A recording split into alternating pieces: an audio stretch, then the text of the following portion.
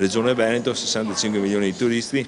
Provincia di Treviso, se pensiamo al business, sta facendo l'economia del prosecco, per cui sempre abbinata ristorazione, consumi agroalimentare, turismo, significa quasi 1,5 miliardi, 2 miliardi di PIL interno nella nostra provincia. Numeri non parole. Sono quelli di un settore che continua a crescere nella Marca e che si sta dimostrando non solo traino per il resto dell'economia trevigiana, ma soprattutto un futuro possibile per tanti giovani, che in provincia hanno avuto modo di confrontarsi con il territorio e chi lo fa fruttare. Persone che possono e hanno fatto capire a questi ragazzi l'importanza di impegnarsi nel settore del turismo e quali possono essere le evoluzioni. Il turismo sarà l'evoluzione più importante dell'economia dei nostri territori, partendo da un dato di fatto che è quello della grande nostra storicità che abbiamo. Non a caso il settore turistico assorbe quasi tutta la popolazione studentesca che termina il ciclo di studi.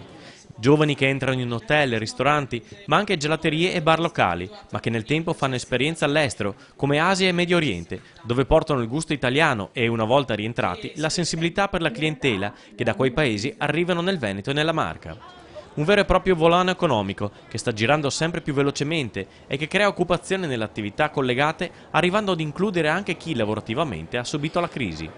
È il caso del Cerletti di Conegliano, che dall'inizio di maggio ha istituito un corso di reinserimento lavorativo per 15 ultracinquantenni.